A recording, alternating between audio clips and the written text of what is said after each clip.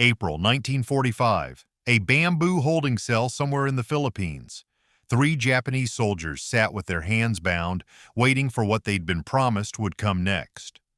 Water. Knives. The kind of pain that leaves no marks worth showing. Everything they'd been told about American captors said this was the end. Then Sergeant Morrison walked in, not with rage in his eyes, but with something they couldn't comprehend. He spoke in careful Japanese.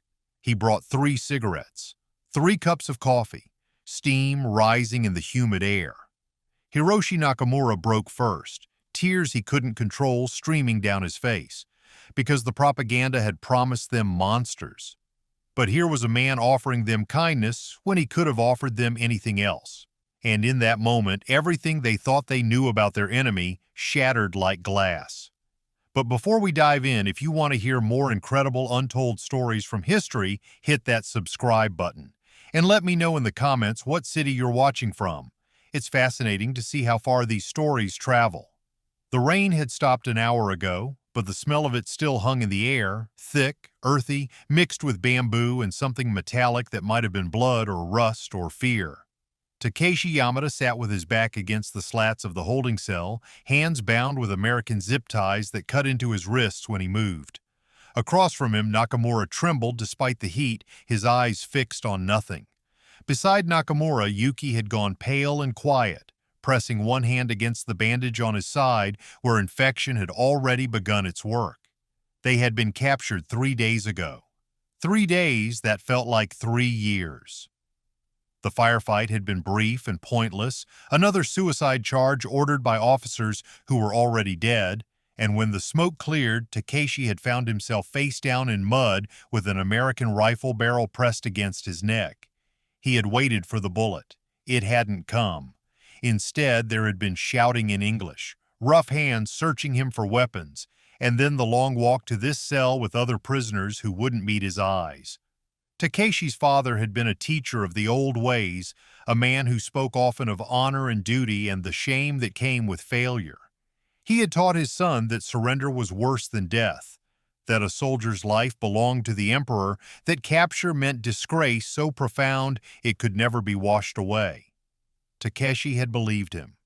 He had believed everything. But now, sitting in this cell with his stomach empty and his uniform stiff with dried sweat, he wondered what his father would say about the orders that had sent them charging into machine gun fire with no support, no strategy, no chance. He wondered if dying for nothing was more honorable than living with questions. Through the bamboo slats, he could see American soldiers moving around the compound. They were younger than he'd expected. Some of them were laughing at something, passing around cigarettes, their voices carrying across the yard with an ease that felt obscene. The propaganda films had shown Americans as savage and cruel, men who tortured prisoners for sport and took trophies from the dead. Takeshi had seen some of that. He'd heard stories from other units, but he'd also seen American medics treating wounded Japanese soldiers with the same care they gave their own, and he'd watched guards distribute water rations fairly even when it would have been easy to withhold them. Nothing made sense anymore. The world had become a place where the rules kept changing and no one told you which ones still applied. Nakamura made a small sound, almost a whimper, and Takeshi forced himself to speak. "They will feed us soon," he said quietly in Japanese, though he had no idea if that was true.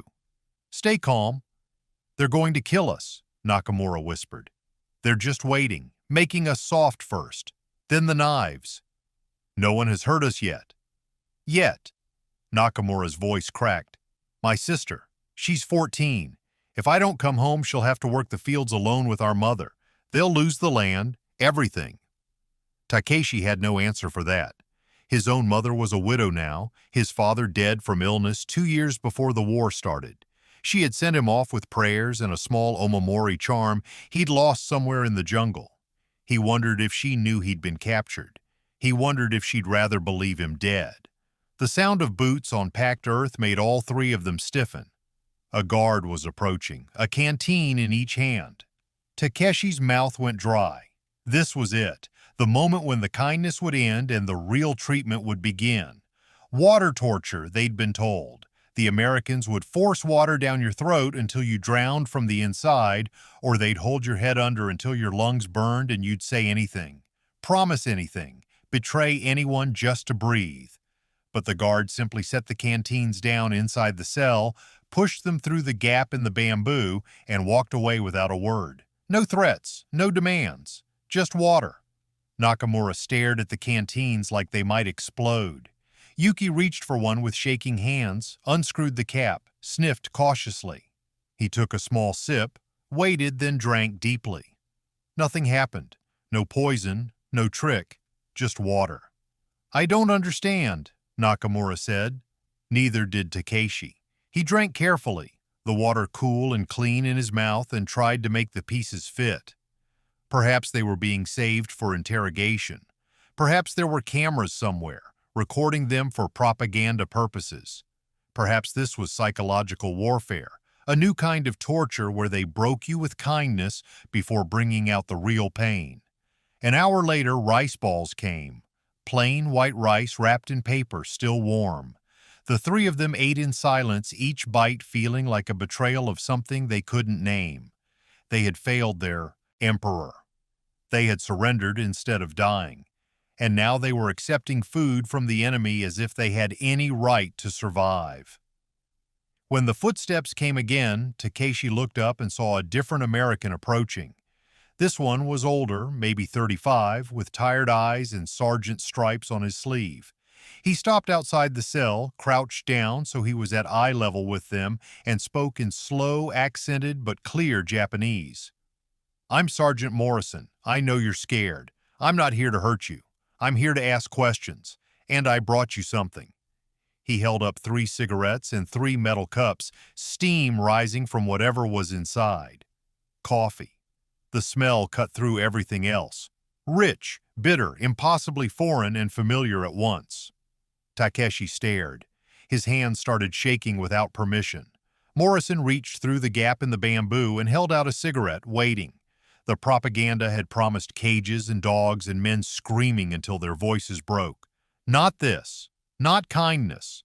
Not a man with gentle eyes offering tobacco like it was the most natural thing in the world. Takeshi reached out slowly, took the cigarette, and Morrison lit it for him with a silver lighter. The tobacco was smooth, American-made, nothing like the harsh rations they'd had in the army. The smoke filled his lungs, and for a moment he forgot where he was. Beside him, Nakamura made a sound that might have been a sob or a laugh or both. Then he was crying silently, his whole body shaking with tears he'd been holding back for days. Morrison came back the next morning with questions, but they weren't the kind Takeshi had braced himself for. He didn't ask about troop positions or supply routes or the names of commanding officers. Instead, he asked about their homes, where they'd grown up, what their families did, whether they had brothers or sisters. He spoke slowly in his careful Japanese, pausing sometimes to search for the right word, and when Takeshi answered in halting English, Morrison listened like the answers actually mattered. On the second day, Morrison brought a photograph from his wallet. It was creased and faded, showing 2 young men in civilian clothes standing in front of a white house with a porch. "My brother," Morrison said, pointing to the younger one. "David. He died at Bataan." He said it simply, without drama, and then put the photo away. Takeshi didn't know what to say. The propaganda had never mentioned that American soldiers had brothers who died too, that they carried photos, that they grieved. Yuki's fever had gotten worse overnight. He was conscious but weak, his bandage soaked through with fluid that smelled wrong. Takeshi had seen infections before. He knew what happened if they weren't treated. Morrison noticed immediately. He didn't ask permission or fill out forms. He simply stood up, walked away, and returned 20 minutes later with an American medic carrying a canvas bag of supplies. The medic was young, maybe 22, with red hair and freckles and hands that moved with surprising gentleness. He cut away the old bandage, cleaned the wound with something that made Yuki hiss through his teeth, and applied fresh dressing with the kind of care you'd give someone you knew. Then he produced a small vial and a syringe. Morphine. He administered it efficiently, waited until Yuki's breathing eased, and left extra bandages and antiseptic powder with instructions in broken Japanese about how often to change them. Nakamura watched the whole thing with wide eyes. He'd been in the Imperial Army for 2 years. He'd watched Japanese officers leave wounded men to die because moving them would slow the unit down. He'd seen medics save their supplies for officers and NCOs while enlisted men bled out on stretchers. And here was an American medic treating an enemy prisoner, a farmer's son who didn't matter to anyone, like his life had value. "Why?" Nakamura asked Morrison after the medic left. He said it in Japanese, the only language he had. "Why help him?" Morrison was quiet for a moment. Then he said, "Because it's the right thing to do. And because I can." That afternoon, Takeshi found a crumpled leaflet in the corner of the cell. It must have blown in from somewhere, or maybe one of the guards had dropped it. The paper was water-stained, but the message was clear. Japanese propaganda warning soldiers about American brutality. It described torture methods in graphic detail. It promised that prisoners would be starved, beaten, humiliated, worked to death. It urged soldiers to save their last bullet for themselves rather than face capture. Takeshi read it twice, then looked around the cell.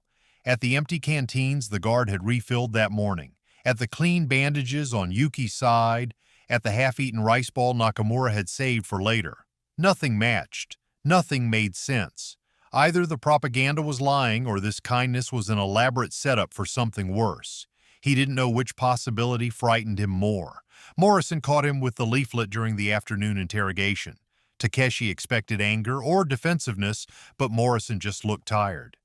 "They told you we'd torture you," he said quietly. It wasn't a question. "What did they tell you about what happens when you go home?" Takeshi didn't answer. Couldn't answer. Because they'd been told they couldn't go home. That surrender was permanent shame, that their families would be dishonored, that death was the only path that preserved anything worth preserving. He'd believed it. He'd been ready to die believing it. And now he was sitting in an American prison cell drinking coffee, and he didn't know who he was anymore. Over the next 2 days, Morrison kept coming. He brought chocolate bars from his rations and split them carefully into 3 pieces. He wrote down their family names in a small notebook, checking the kanji characters with Takeshi to make sure he had them right. He asked about their lives before the war. Nakamura talked about his farm, about planting season, and the way morning mist looked over rice paddies. Yuki mentioned his carpentry apprenticeship, the satisfaction of planing wood until it was smooth as water. Takeshi found himself describing his father's classroom, the smell of chalk dust and old books, the sound of students reciting classical texts. They were just talking. Just 3 captured soldiers and 1 American sergeant sitting in the Philippine heat, talking about ordinary things. And somehow that felt more dangerous than any interrogation technique Takeshi could have imagined, because it made them human to each other. It made the war feel like an interruption of real life rather than the defining truth of existence. On the 3rd day, Morrison made a promise. "When this war ends," he said, "I'll make sure those names reach home, so they know you're alive." Takeshi stared at him. "You would do that?"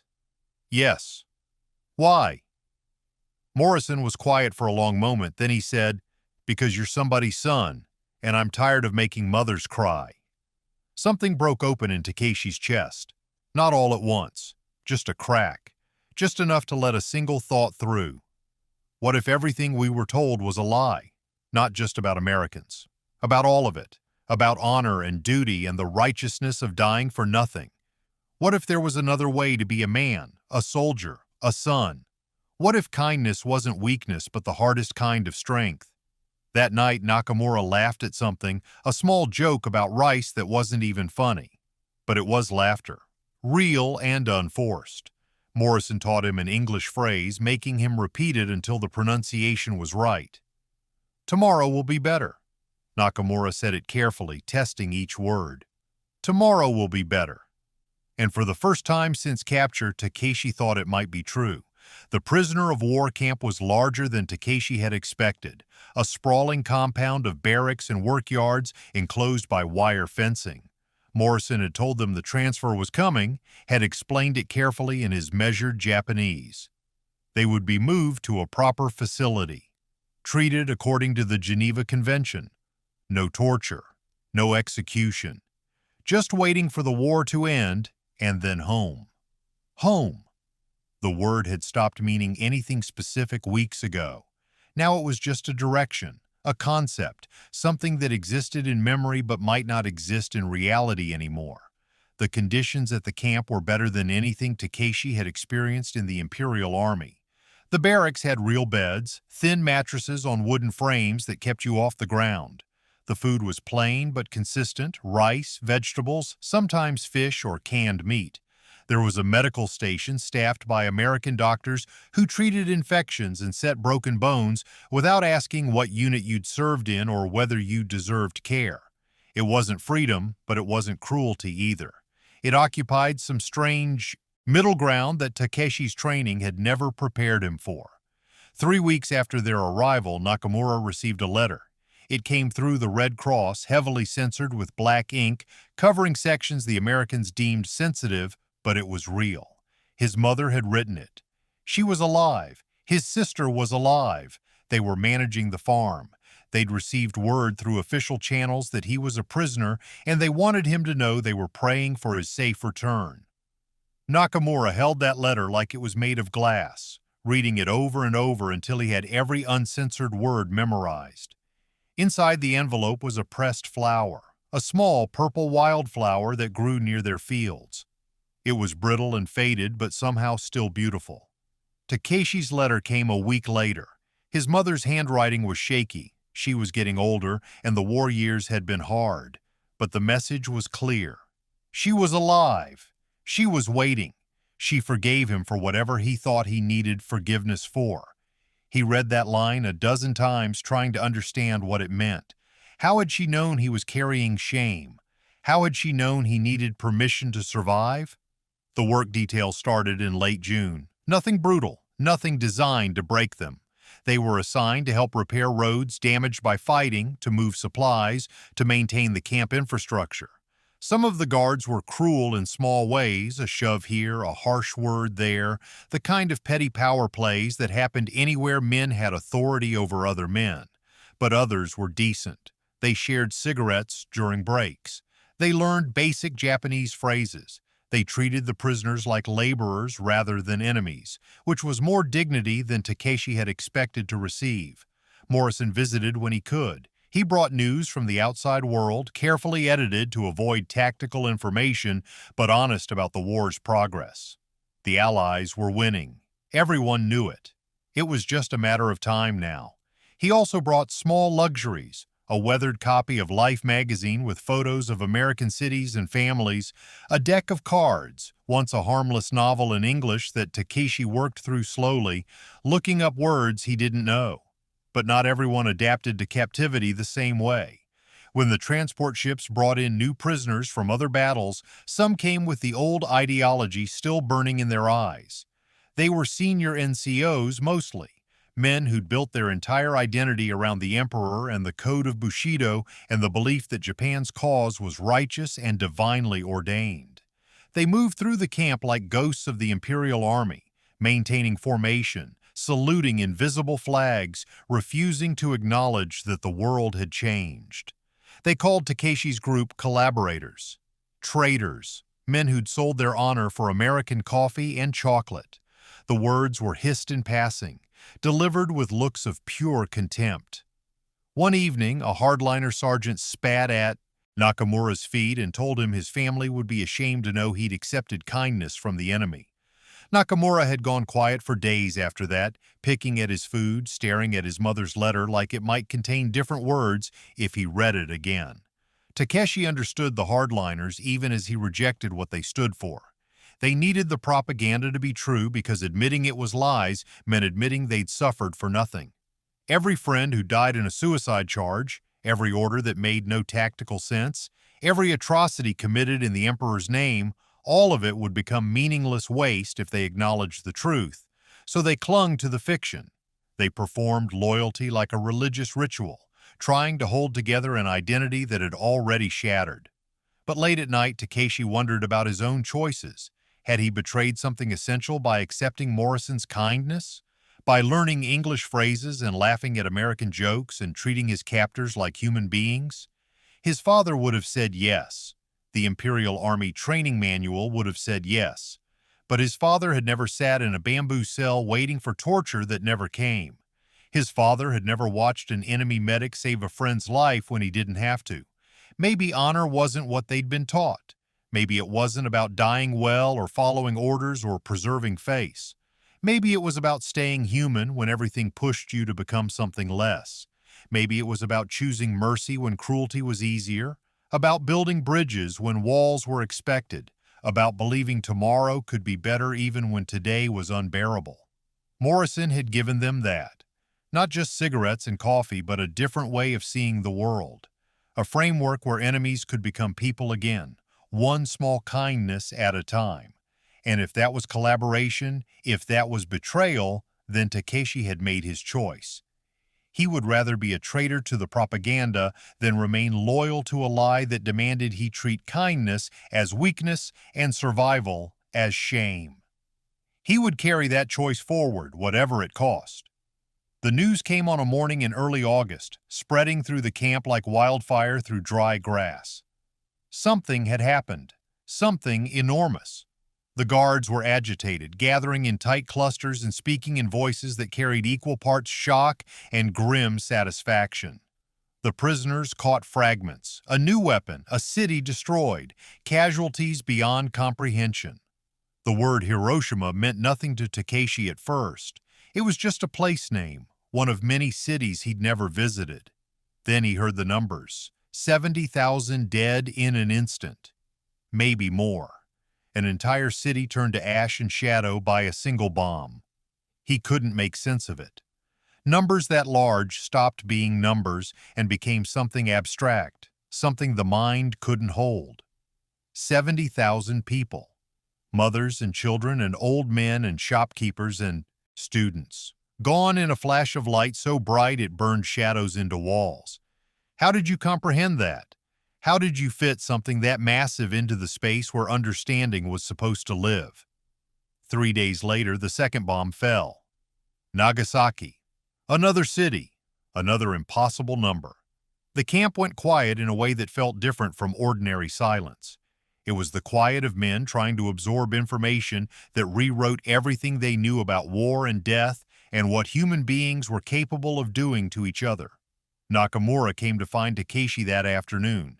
His face had gone gray, his hands shaking so badly he could barely hold the scrap of paper someone had given him. It was a list of cities affected by the blast radius, the fallout zones, the areas where radiation, a word none of them fully understood, had spread. His hometown was on the list. Not directly hit, but close enough. Close enough that anyone caught in the open, anyone near the flash, anyone who'd sought shelter in the wrong place would have been burned or poisoned or simply erased. "My sister," Nakamura said. His voice was barely above a whisper. "She's 14. She would have been in the fields or in town. If the bomb—" He couldn't finish the sentence, didn't need to. They all understood what close enough meant. The hardliners in the camp reacted first with disbelief, then with desperate rationalization. The Americans were lying. It was propaganda meant to break their spirits. No weapon could do what they claimed, and even if it could, the Divine Emperor would never surrender. Japan would fight until every last citizen had given their life for the homeland. They said these things with conviction, with the fervor of men defending their last piece of solid ground while the earth cracked open beneath them. But on August 15th, the Emperor's voice came through a radio in the camp commander's office. Prisoners pressed against windows and walls, straining to hear the tinny broadcast. The Emperor spoke in formal court language that was hard to follow, full of euphemisms and indirect phrasing. But the meaning was unmistakable. Japan had surrendered. The war was over. The Divine Emperor, who was supposed to lead them to victory or death, had chosen capitulation instead. Some prisoners celebrated. The war was over. They could go home. They'd survived. Others sat in stunned silence, trying to process what surrender meant for everything they'd believed about duty and honor and the sacred mission they'd been sent to die for. A few wept openly. One older sergeant walked to the fence and stood there for hours, staring at nothing, his face empty of expression. The hardliners raged. They called it lies, enemy manipulation, a false broadcast designed to trick them into compliance. When evidence became undeniable, they shifted to calling it the Emperor's temporary strategy, a tactical retreat that would allow Japan to regroup and strike back harder. They couldn't accept it.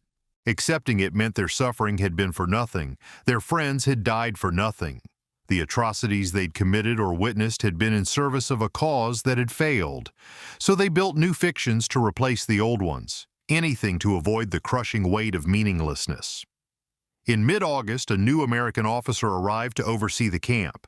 Lieutenant Foster left and was replaced by a captain who'd lost friends at Okinawa, who'd seen what Japanese soldiers did to prisoners and civilians, who looked at the POWs with undisguised contempt.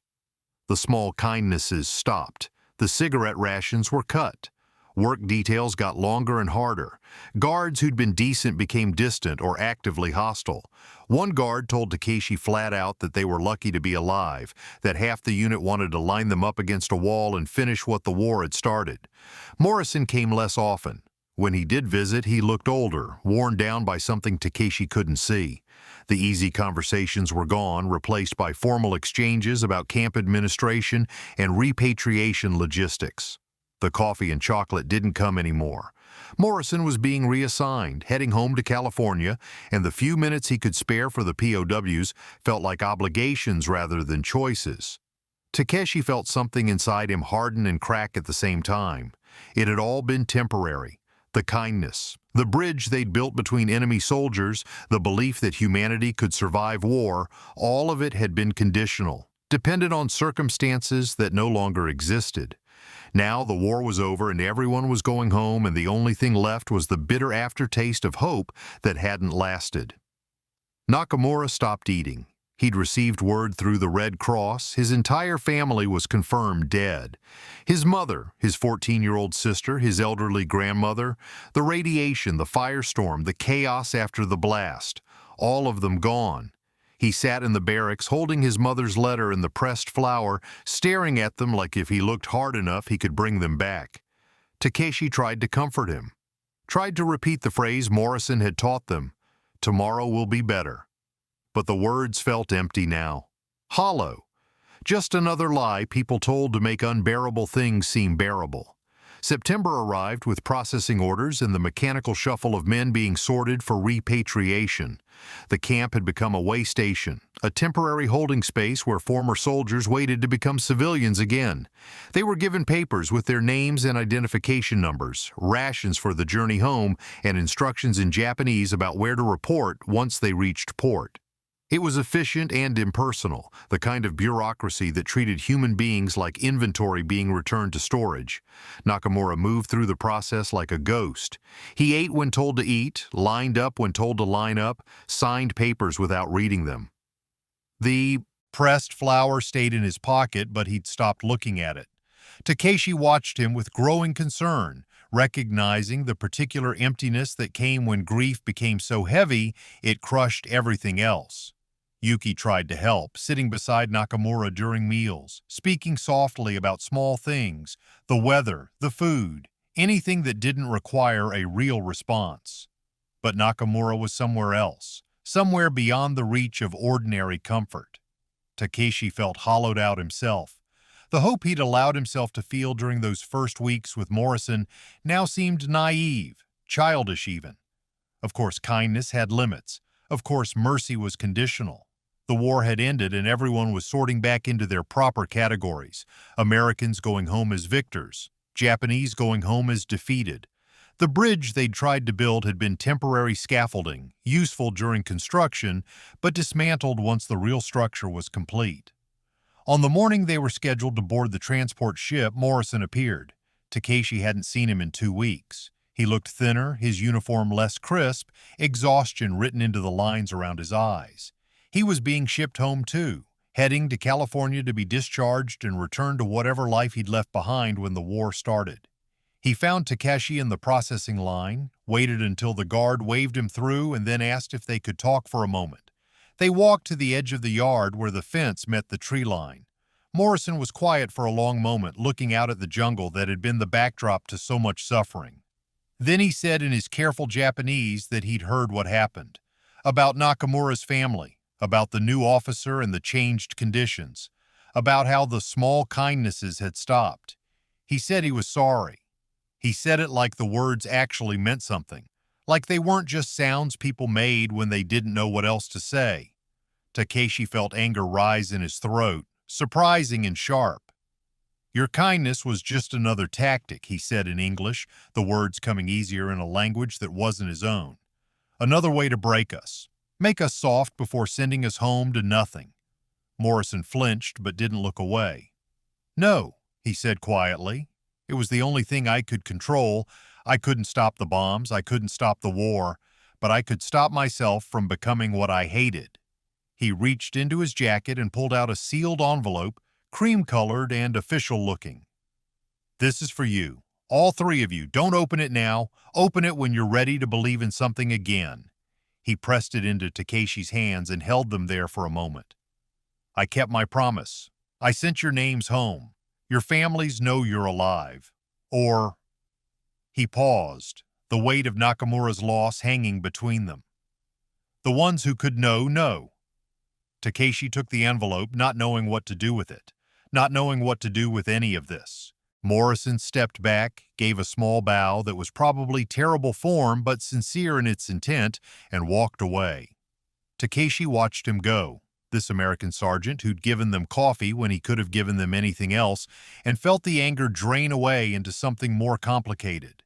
Not forgiveness exactly, not absolution, just recognition that Morrison had been trying, in his imperfect human way, to do something decent in an indecent world. The transport ship was gray and massive, rolling slightly in the harbor swell. Hundreds of former prisoners crowded the deck, watching the Philippine coastline recede. Some were talking quietly, making plans for what they'd do when they reached Japan. Others stood in silence, faces turned toward home, but eyes focused on something farther away, something internal and unreachable. Takeshi found a spot at the rail between Nakamura and Yuki. He pulled out Morrison's envelope, turning it over in his hands. Yuki nodded encouragement. Nakamura didn't react at all, but he didn't turn away either. Takeshi opened it carefully. Inside were 3 photographs, Morrison with each of them in the bamboo holding cell, taken during those first surreal days when the world had stopped making sense. Takeshi barely recognized himself in the photo. He looked terrified and young, holding a cigarette like he didn't quite know what to do with it. But Morrison was smiling, not a propaganda smile, but something genuine and tired and kind. Beneath the photos was a letter written in Japanese with the kind of careful penmanship that came from someone working in a language that wasn't native. Takeshi read it aloud, his voice barely carrying over the sound of the engines and the sea. Morrison had written about his brother, about needing to prove to himself that he was still human, about how propaganda had taught both sides to see monsters instead of men, and how the only way to win was to prove that lie wrong. He wrote about not knowing what Japan would look like when they returned, about not having answers for grief or guilt or the weight of survival, but he knew that small kindnesses mattered, that they rippled outward, that they echoed in ways you couldn't predict. He ended with instructions to survive, to rebuild, to tell their children that enemies could become human again.